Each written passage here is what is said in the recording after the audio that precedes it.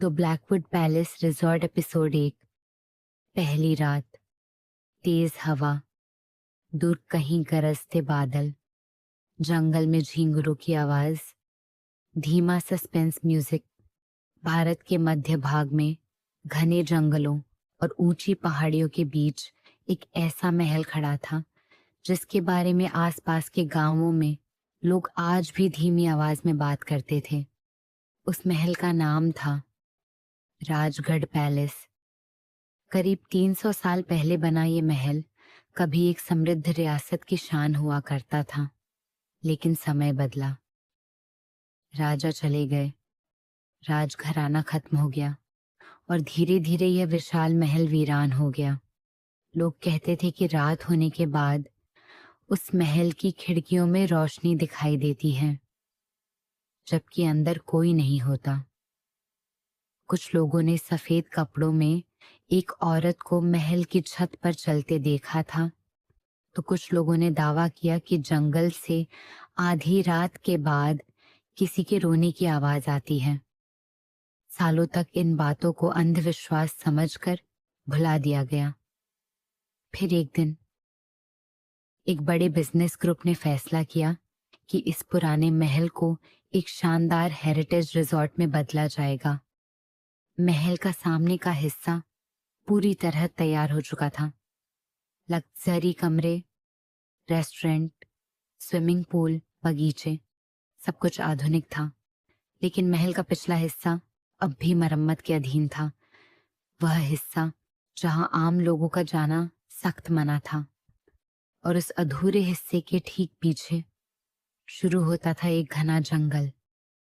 इतना घना कि दिन के उजाले में भी सूरज की रोशनी जमीन तक नहीं पहुंचती थी।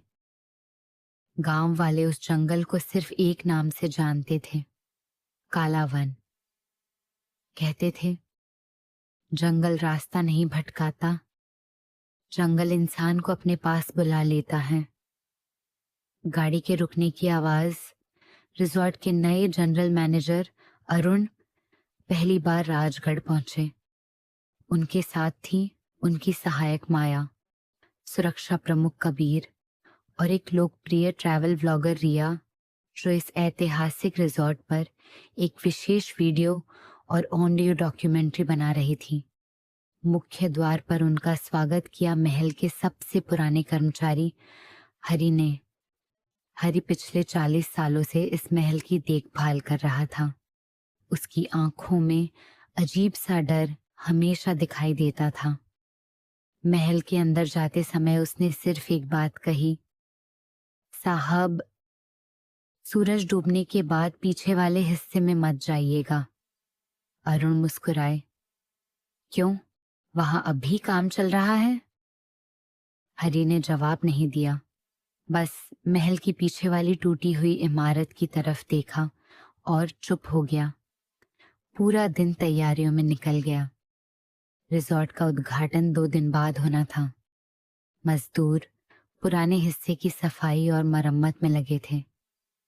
महल की मोटी पत्थर की दीवारों के पीछे कई बंद कमरे मिले, कुछ पुराने दरवाजे, कुछ सुरंगों के निशान और कई ऐसी जगहें जिन्हें वर्षों से किसी ने नहीं खोला था। दोपहर के समय अचानक एक मजदूर दौड़ता हुआ बाहर आया। उसके चेहरे का रंग उड़ चुका था। वह कांपती आवाज में बोला, दीवार के पीछे कोई खड़ा है।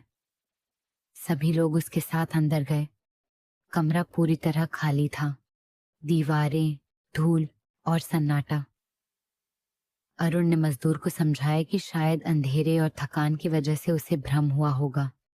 काम फिर से शुरू हो गया, लेकिन उस मजदूर ने उस कमरे में दोबारा कदम नहीं रखा।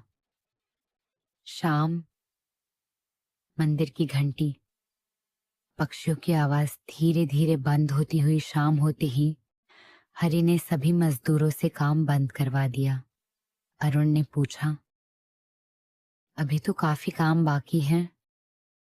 हरि ने धीरे से कहा, इस महल में रात का काम नहीं होता साहब, बहुत साल पहले से नहीं होता। अरुण ने उसकी बात को अंधविश्वास समझकर नजरअंदाज कर दिया, लेकिन उसी समय जंगल की तरफ से एक ठंडी हवा का झोंका आया। महल के पुराने हिस्से की एक टूटी हुई खिड़की अपने आप खुल गई और फिर धीरे धीरे बंद हो गई। रात गहराने लगी। रिजॉर्ट के नए हिस्से में रोशनी थी, लेकिन पीछे का महल अंधेरे में डूबा हुआ था। रिया अपने रिकॉर्डर के साथ रात की प्राकृतिक आवाजें रिकॉर्ड कर रही थी। उसे लगा जैसे हवा के साथ कोई बहुत धीमी आवाज भी आ रही हो। पहले उसे लगा यह पेड़ों की सरसराहट होगी, लेकिन रिकॉर्डर को कान से लगाते ही उसे साफ सुनाई दिया। एक औरत बहुत धीमी आवाज में कोई पुरानी लोरी गा रही थी। रिया ने तुरंत पीछे मुड़कर देखा। कोई नहीं था। उधर कबीर सुरक्षा कैमरों की जांच कर रहा था। एक कैमरे में कुछ सेकंड के लिए महल के पुराने गलियारे में सफेद कपड़ों में कोई चलता हुआ दिखाई दिया। वह कैमरे की तरफ नहीं देख रहा था, बस धीरे धीरे चलता हुआ अंधेरे में गायब हो गया। कबीर तुरंत उस जगह पहुंचा, लेकिन वहां कोई नहीं मिला। जब उसने रिकॉर्डिंग दोबारा देखी तो उस हिस्से में कुछ भी दिखाई नहीं दे रहा था, जैसे वह दृश्य कभी रिकॉर्ड ही नहीं हुआ था। रात के लगभग 12 बजे अरुण अपने कमरे की बालकनी में खड़ा था। सामने जंगल बिल्कुल शांत था। अचानक उसे महल के पीछे एक सफेद आकृति दिखाई दी। लंबे खुले बाल, सफेद राजसी वस्त्र और धीमी चाल। वह औरत कुछ पल के लिए रुकी और सीधे अरुण की तरफ देखने लगी। अरुण ने तुरंत नीचे भागकर उस जगह पहुंचने की कोशिश की, लेकिन वहां कोई नहीं था। सिर्फ गीली मिट्टी पर बने कुछ पैरों के निशान थे जो जंगल की तरफ जा रहे थे और कुछ कदम बाद अचानक गायब हो गए। अगली सुबह रिजॉर्ट में अफरा तफरी मच गई। कल शाम डरकर भागा हुआ वही मजदूर अब कहीं नहीं मिल रहा था। उसका मोबाइल, उसका हेलमेट और उसके औजार सब पुराने हिस्से के पास पड़े थे, लेकिन वह गायब था। कोई संघर्ष नहीं, कोई खून नहीं, कोई आवाज नहीं, जैसे वह हवा में विलीन हो गया हो। पुलिस को खबर दी गई। तलाशी शुरू हुई, लेकिन पूरे महल और जंगल में उसका कोई निशान नहीं मिला। हरे चुपचाप महल के पिछले हिस्से को देख रहा था। उसने धीमी आवाज में खुद से कहा, इतने साल बाद उसने फिर किसी को चुन लिया। दूर जंगल से आती एक महिला की धीमी हंसी। हवा तेज होती हुई राजगढ़ पैलेस की पहली रात खत्म हो चुकी थी, लेकिन यह सिर्फ शुरुआत थी। एक मजदूर बिना कोई निशान छोड़े गायब हो चुका था।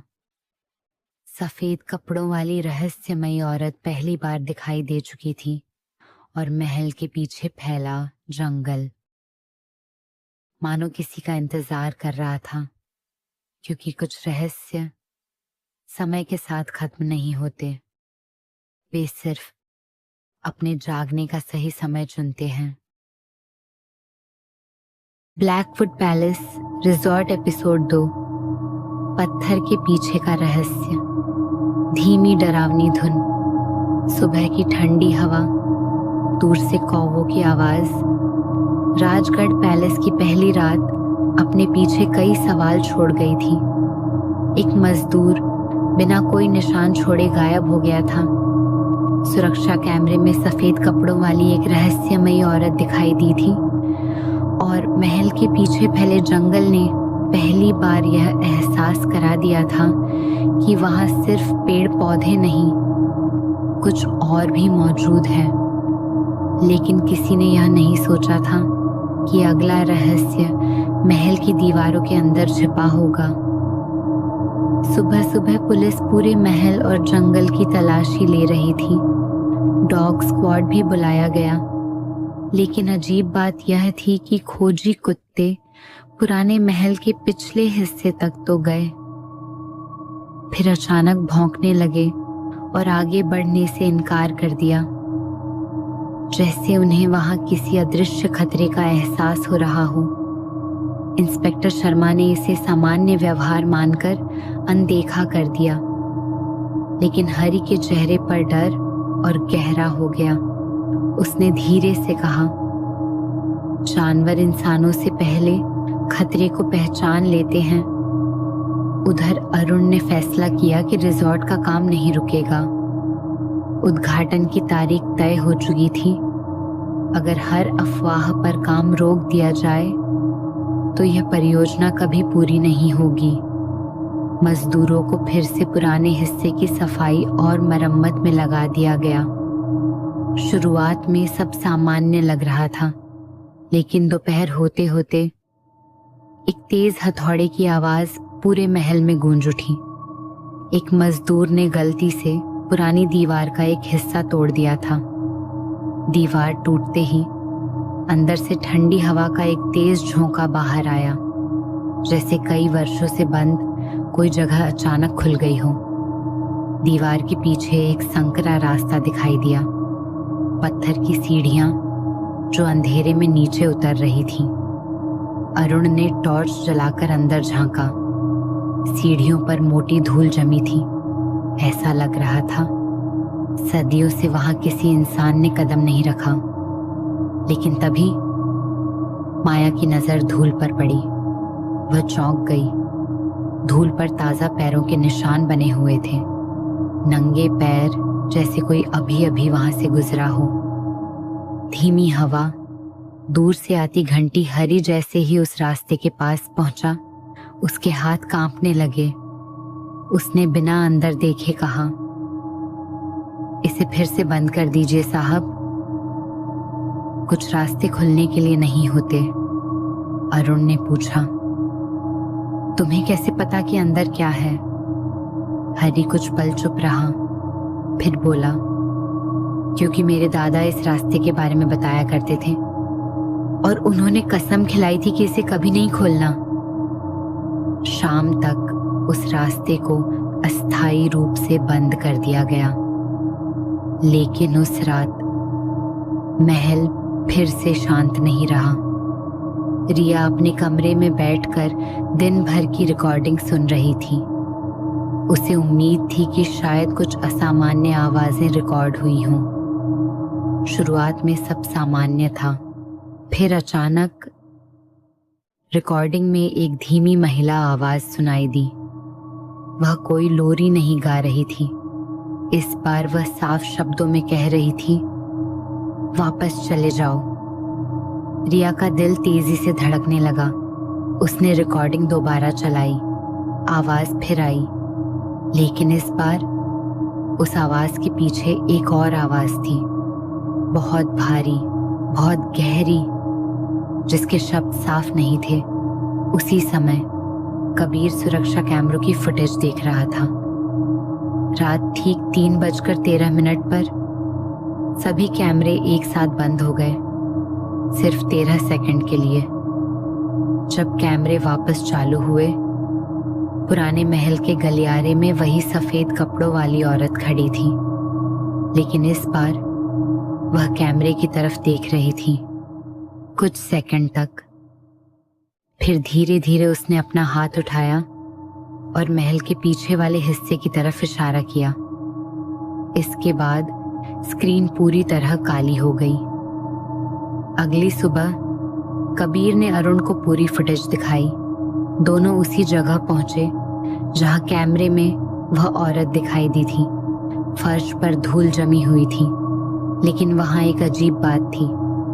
पत्थर पर किसी ने उंगलियों से सिर्फ एक शब्द लिखा था, नीचे। अरुण ने तुरंत मजदूरों को बुलाया। पुरानी दीवार पूरी तरह हटाई गई।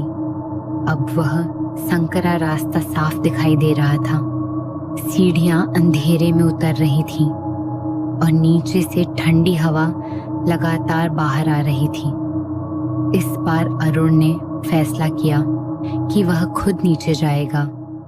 माया, कबीर और हरी भी उसके साथ चल पड़े।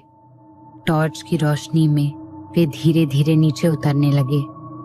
जितना नीचे जाते उतनी ही अजीब सी गंध महसूस होने लगी। दीवारों पर पुराने संस्कृत मंत्र लिखे थे। कई जगह लाल रंग से बने चिन्ह दिखाई दे रहे थे। ऐसा लग रहा था जैसे किसी ने इस जगह को बंद करने की बहुत कोशिश की हो। सीढ़ियां खत्म होते ही उनके सामने एक विशाल पत्थर का दरवाजा था। दरवाजे पर 13 लोहे की मोटी जंजीरें लगी थीं, लेकिन उनमें से एक जंजीर टूटी हुई थी। उसी क्षण पूरी सुरंग में किसी के गहरी सांस लेने की आवाज गूंजने लगी। गहरी सांस, हवा का तेज झोंका। सभी ने टॉर्च उस दिशा में घुमाई, लेकिन वहां कोई नहीं था। अचानक दरवाजे के दूसरी तरफ से 3 बार जोरदार दस्तक हुई। थक थक थक। माया डरकर पीछे हट गई। हरी के चेहरे का रंग उड़ चुका था। उसने कांपती आवाज में कहा, यह दरवाजा आज तक कभी नहीं खुला। फिर अंदर कौन है? उसी समय सुरंग के पीछे से पायल की बहुत धीमी आवाज सुनाई दी। सभी ने पीछे मुड़कर देखा। सफेद कपड़ों वाली वही रहस्यमयी औरत कुछ दूरी पर खड़ी थी, लेकिन इस बार उसके चेहरे पर डर था। उसने धीरे से सिर हिलाया, जैसे वह उन्हें चेतावनी दे रही हो। फिर उसने अपने होंठ हिलाए। आवाज किसी को सुनाई नहीं दी, लेकिन उसके होंठों से निकला एक शब्द सभी ने पढ़ लिया, भागो। और अगले ही पल वह धुंध की तरह गायब हो गई। तेज हवा, दूर जंगल से आती रहस्यमयी गूंज।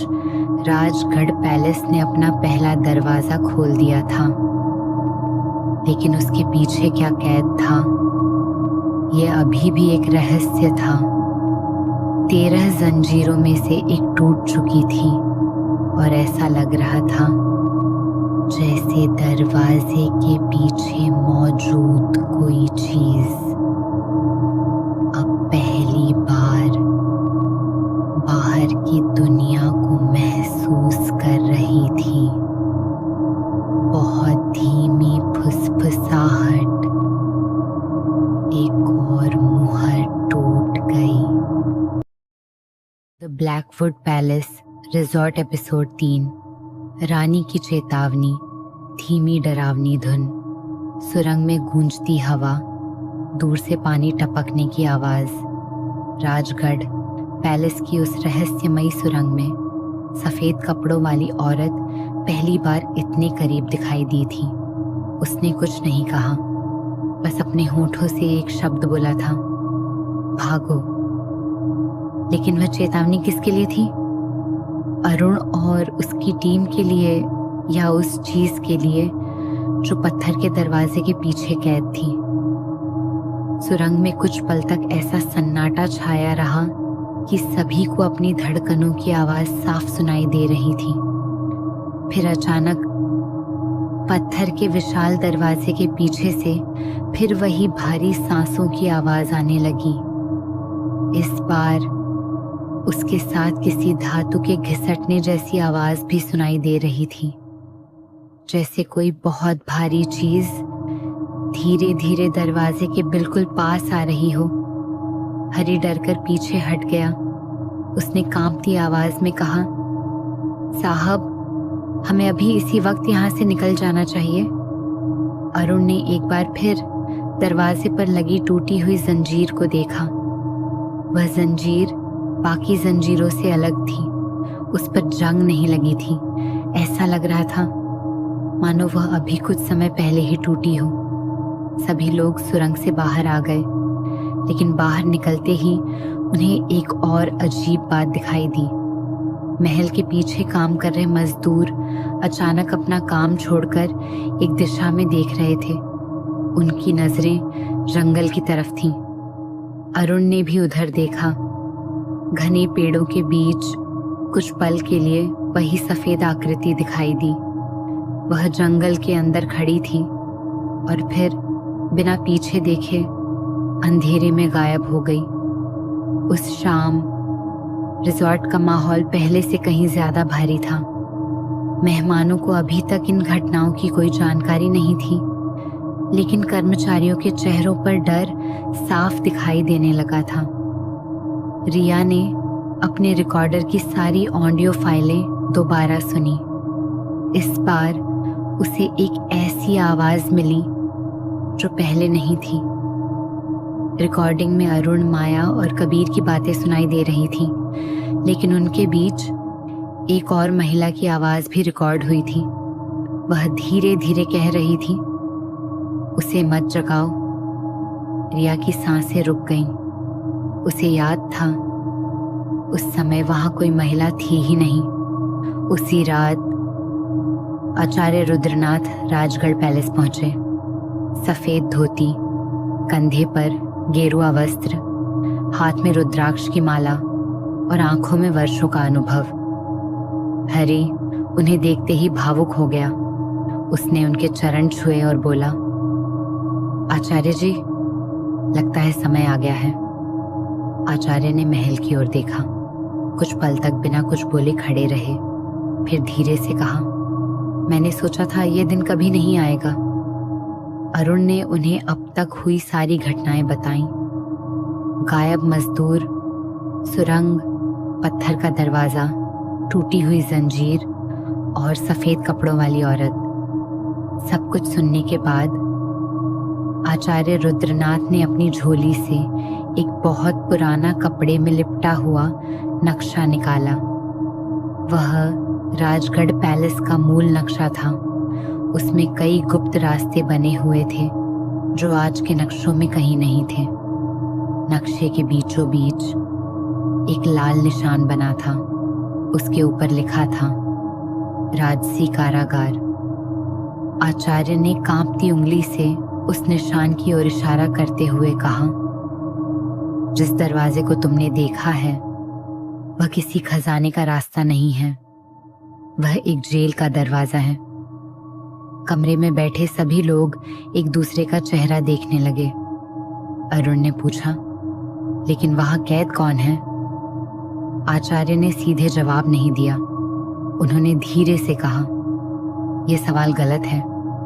सवाल ये होना चाहिए, उसे कैद करने की जरूरत क्यों पड़ी?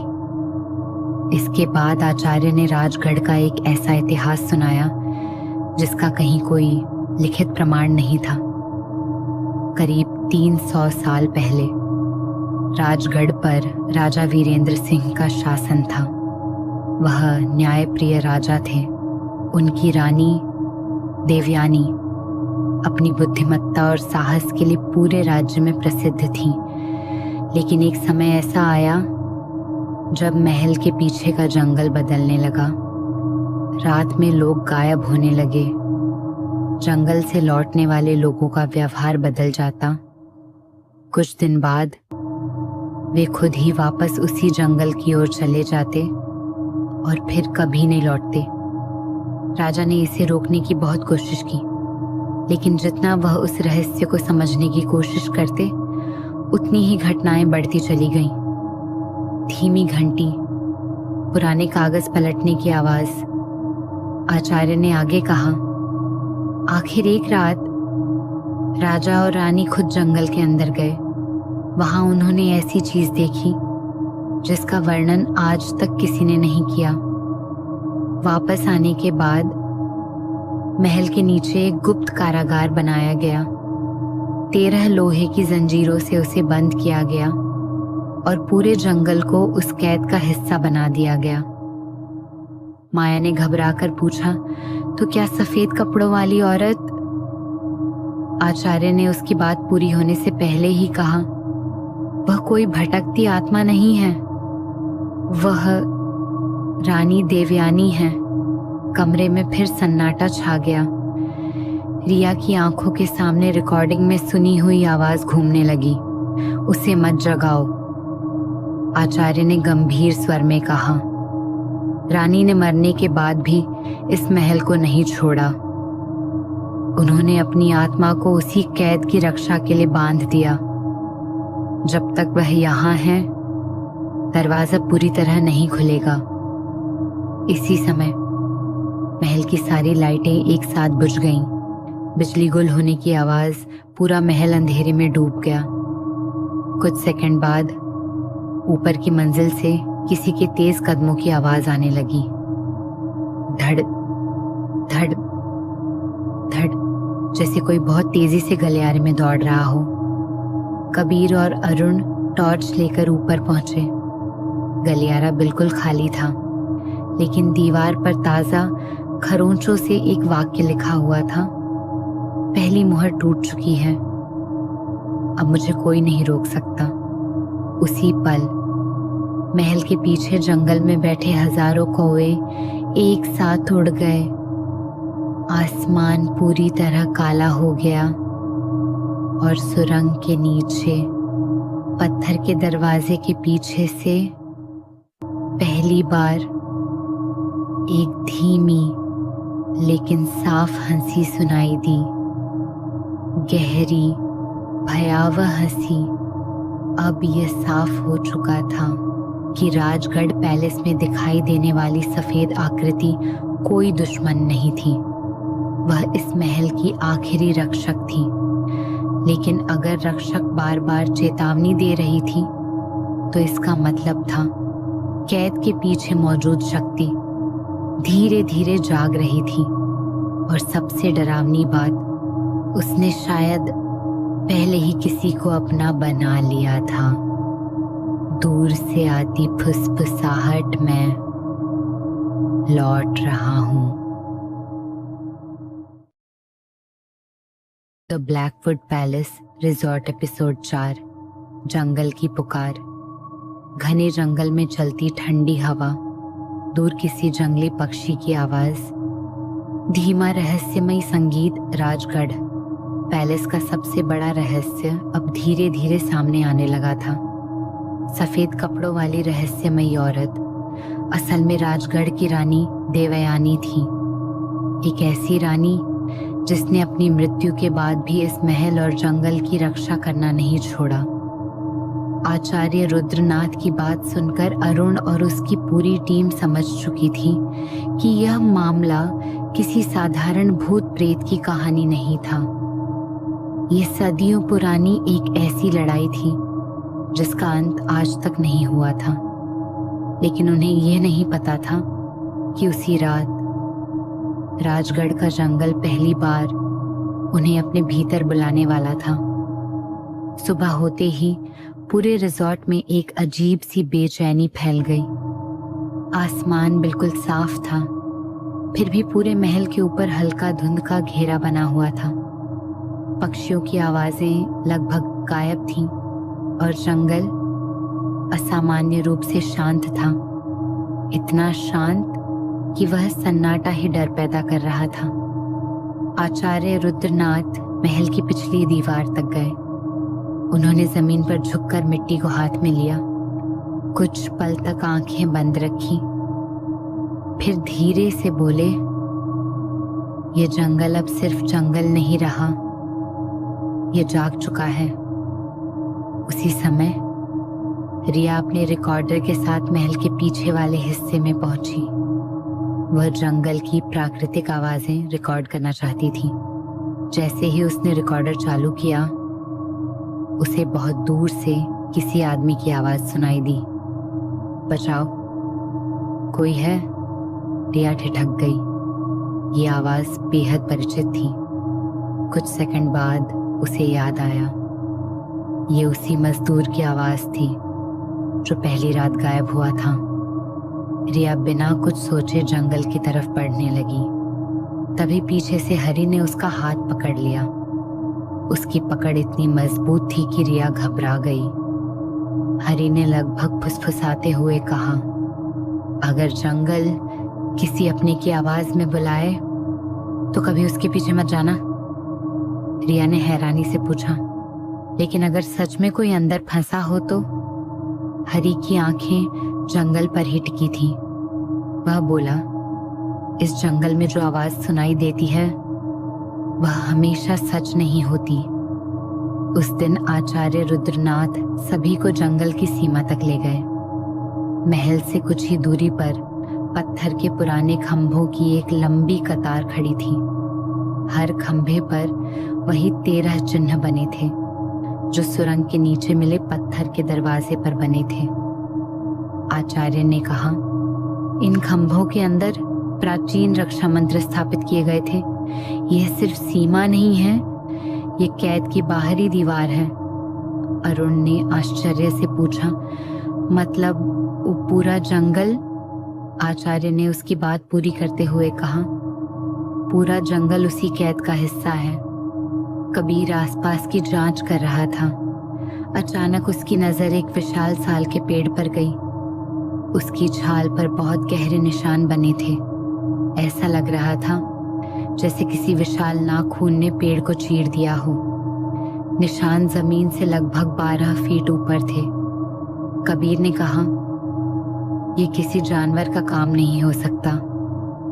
आचार्य ने बिना उस निशान को देखे जवाब दिया, क्योंकि यह किसी जानवर ने बनाया ही नहीं। शाम तक सभी लोग वापस रिसोर्ट लौट आए, लेकिन जंगल जैसे उनका पीछा कर रहा था। रिया ने दिन भर की रिकॉर्डिंग सुनी।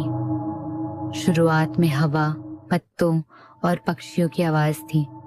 फिर अचानक वही पुरानी लोरी सुनाई देने लगी, लेकिन इस बार लोरी के पीछे एक दूसरी आवाज भी थी, बहुत गहरी, बहुत धीमी। वह कह रही थी, और पास आओ। रिया ने रिकॉर्डर बंद कर दिया। उसी क्षण उसे वही शब्द अपने कमरे के पीछे से सुनाई दिए। वह तुरंत पलटी। कमरा खाली था, लेकिन खिड़की अपने आप धीरे धीरे खुल रही थी। उसके बाहर सिर्फ अंधेरा जंगल दिखाई दे रहा था। रात गहराते ही कबीर सुरक्षा जांच के लिए पुराने पश्चिमी हिस्से में गया। एक लंबे गलियारे के अंत में उसे एक बहुत पुराना शीशा दिखाई दिया, धूल से ढका हुआ लेकिन पूरी तरह सलामत। जैसे ही उसने टॉर्च की रोशनी उस पर डाली, उसे अपना प्रतिबिंब दिखाई दिया, लेकिन अगले ही पल उसने महसूस किया कि उसके पीछे कोई खड़ा है। एक लंबी काली आकृति जिसकी आंखें लाल चमक रही थीं। कबीर तुरंत पीछे मुड़ा। वहां कोई नहीं था। उसने फिर शीशे की ओर देखा। अब वह आकृति पहले से भी पास खड़ी थी, और इस बार वह मुस्कुरा रही थी। शीशा जोर से टूटने की आवाज, कांच के टुकड़े पूरे गलियारे में बिखर गए। जब अरुण और बाकी लोग दौड़कर वहां पहुंचे तो कबीर जमीन पर बैठा कांप रहा था, लेकिन उसने सिर्फ एक बात कही, वह अब महल के अंदर आ चुका है। उसी रात महल की सुरक्षा पर तैनात एक गार्ड ने जंगल की सीमा पर एक छोटे बच्चे को खड़ा देखा। बच्चा पुराने राजसी कपड़े पहने हुए था। वह चुपचाप जंगल की ओर चलने लगा। गार्ड ने आवाज लगाई, लेकिन बच्चे ने पीछे मुड़कर नहीं देखा। वह उसके पीछे चल पड़ा। जैसे ही वह पत्थर के आखिरी खंभे के पास पहुंचा, बच्चा अचानक गायब हो गया, और अगले ही पल जंगल के भीतर 2 लाल आंखें चमकी।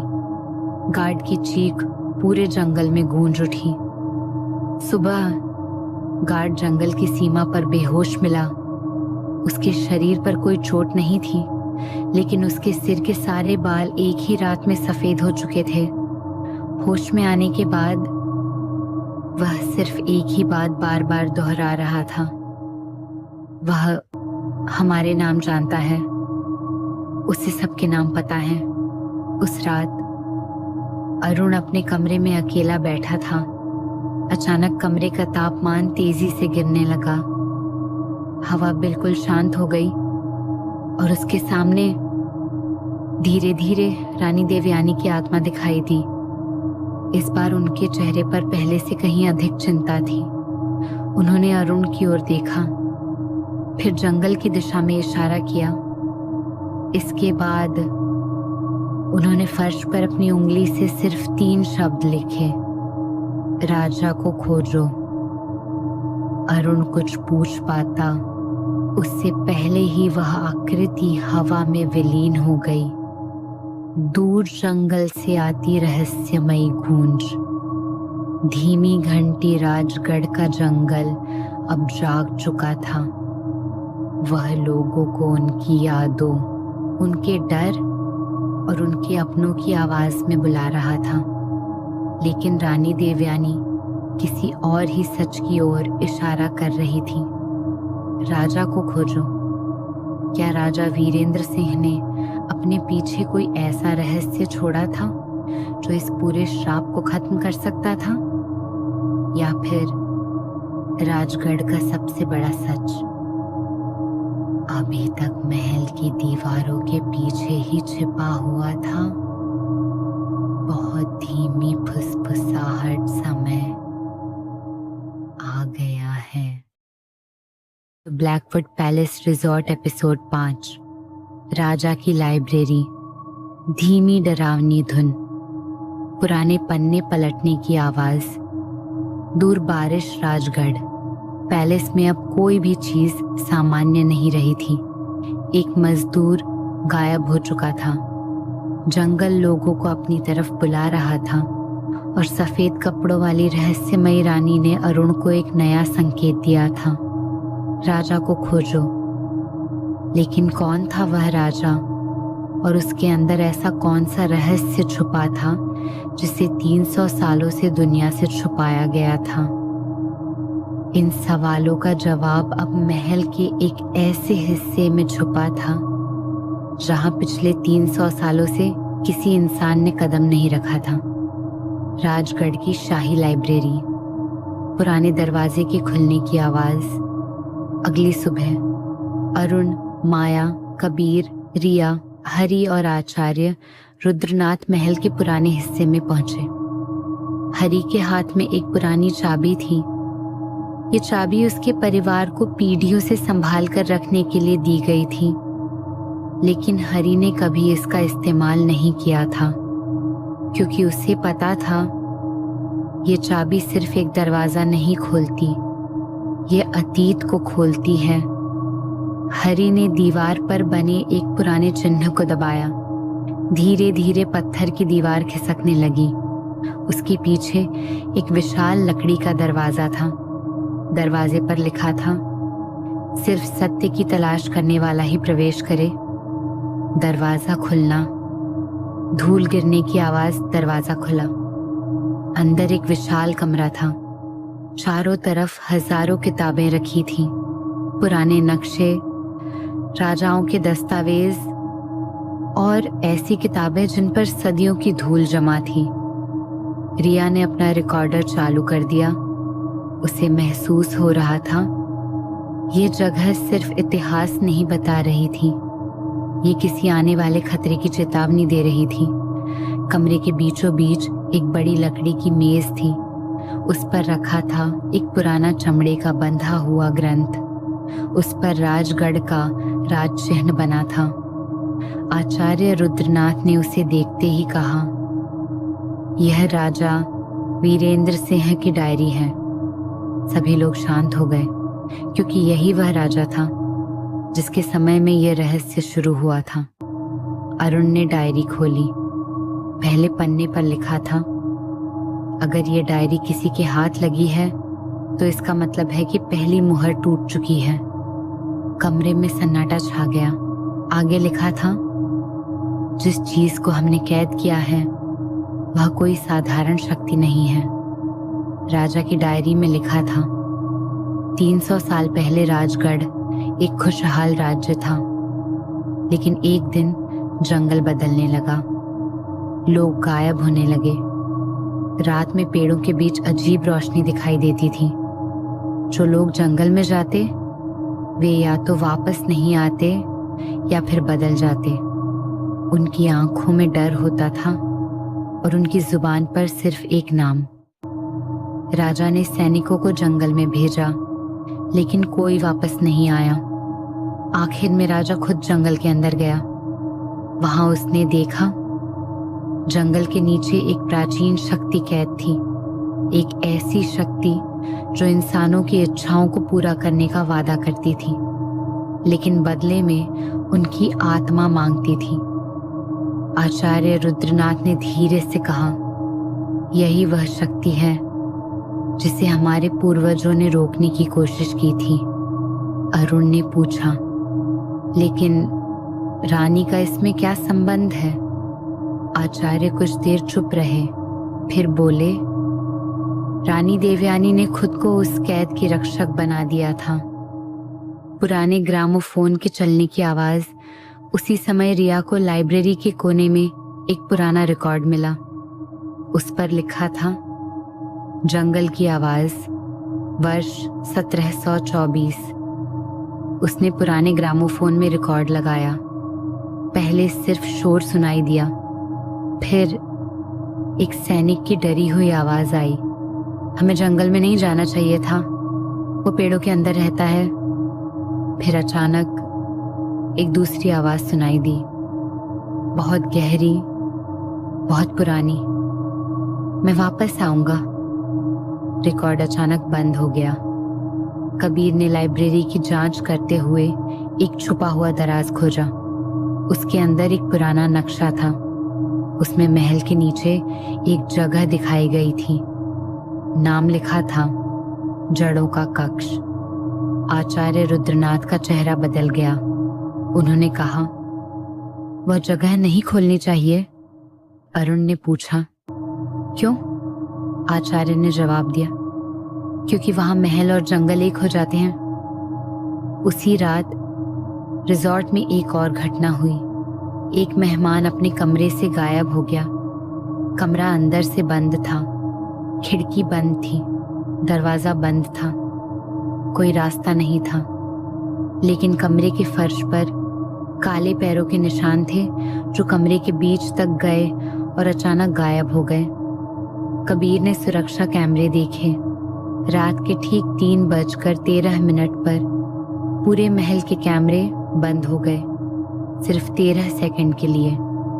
जब कैमरे वापस चालू हुए, मेहमान गायब था। उस रात अरुण फिर उसी शाही कमरे में गया जहां रानी का चित्र रखा था। अचानक चित्र की आंखों से एक आंसू गिरा और चित्र के नीचे छुपे अक्षर दिखाई देने लगे। लिखा था, राजा ने सच छुपाया था, लेकिन धोखा किसी अपने ने दिया था। गहरी सांस। जंगल की आवाज बढ़ती हुई राजा की लाइब्रेरी ने एक नया रहस्य खोल दिया था। जंगल में कैद शक्ति का सच सामने आने लगा था, लेकिन सबसे बड़ा सवाल अब भी बाकी था। राजा के साथ विश्वासघात किसने किया था? और क्या उस विश्वासघाती का खून आज भी जिंदा था? क्योंकि राजगढ़ की कहानी अब सिर्फ अतीत की कहानी नहीं रही थी, वह वर्तमान में लौट चुकी थी। दूर से आती धीमी आवाज, वह वापस आएगा।